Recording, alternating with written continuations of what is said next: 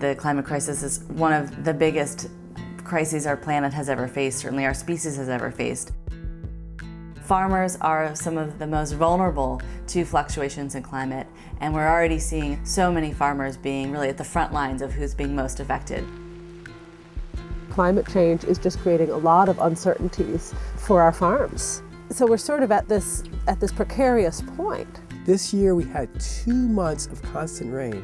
I mean, nature's amazing, but you can't expect a garlic crop to deal with 2 months of intensive rain and no sun. As a community gardener, I see the effects of climate change in that we no longer have 4 distinct seasons. Com as mudanças, os agricultores já não têm mais referências do plantio e estamos sujeitos a catástrofes nunca vistas no Brasil.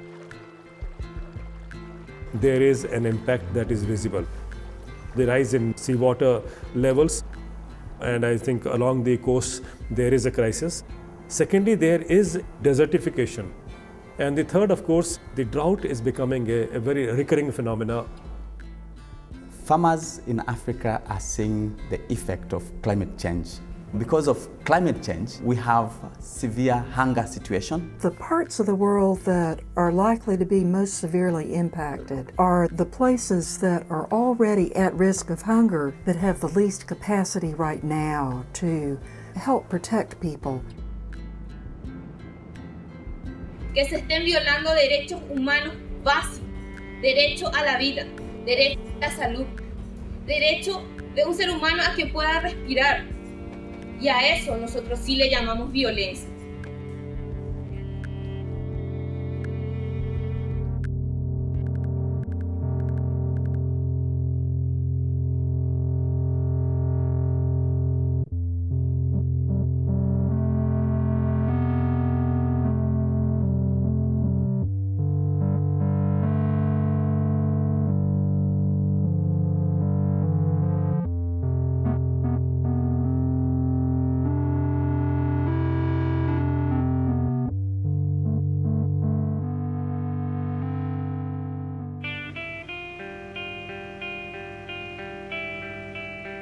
Fossil fuel-based agriculture with fertilizers, pesticides, herbicides all depend on a resource that's not renewable. It's harmful to humans, it's harmful to biodiversity, and it's carbon emitting at a huge level. Food and agriculture is one of the major forces behind the emissions of methane and nitrous oxide, 2 of the other really serious greenhouse gases. What is the biggest use of oil in farming? Fertilizer, nitrogen fertilizer, kills the life of the soil. Where farming practices have actually used synthetic fertilizers and pesticides and the soil organic matter has been degraded, it's going to exacerbate the effects of climate change instead of help buffer against it.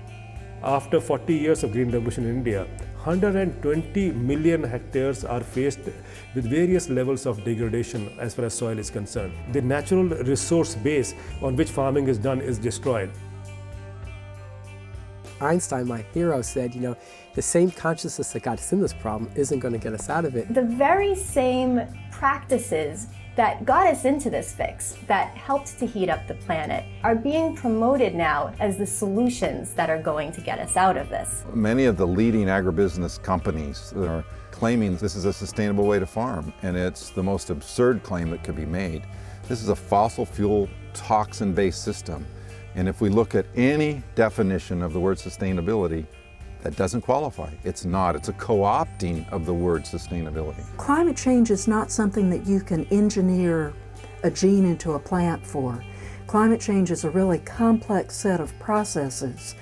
We don't need a single super gene or a super variety. It's a technological engineering approach to a biological problem. And so we need to be very careful of buying into this idea that biotech is a solution. It's actually putting us at greater risk.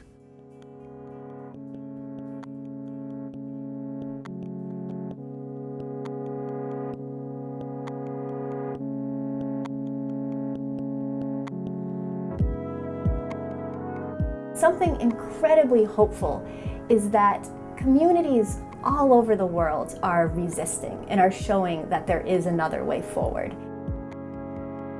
those of us who are involved in food system change and food justice need to recognize that we have the solutions. Agribusiness doesn't have the solutions, corporations don't have the solutions, we have them. Agricultura industrial.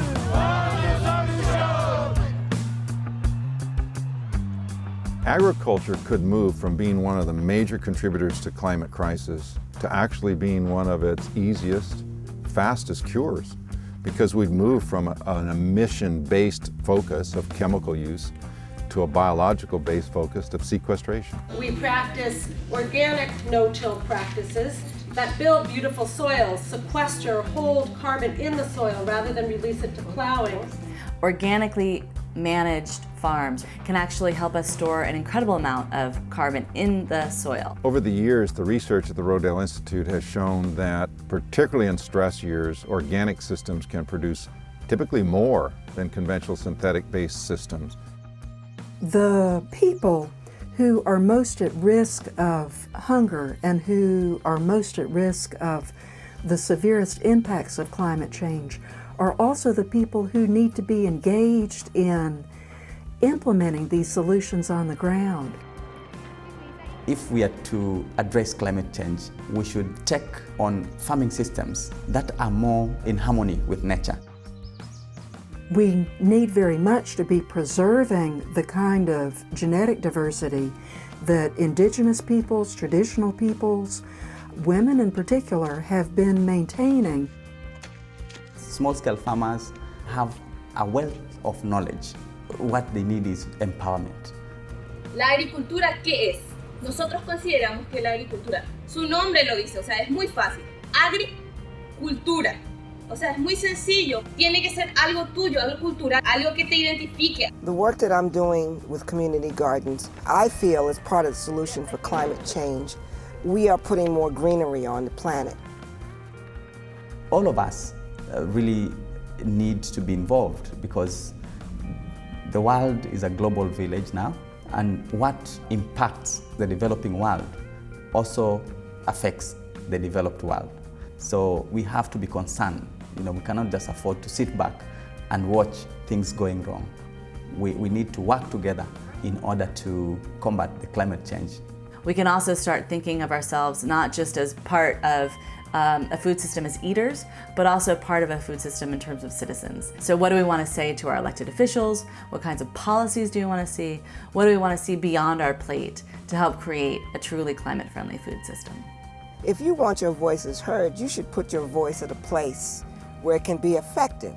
If we're talking about providing healthy, affordable food and access, then we need to talk to the farmers. We need to talk to the people who are dealing with climate change and say, how can we work together? Because climate affects everything and food affects everybody. And we need to acknowledge that intersection. We're starting to see this knitting together of these food movements with the climate justice movement. And together it's so powerful for there to be this understanding that food and agriculture is not just a part of the problem, but it's also going to be really part of the path towards solving the climate crisis.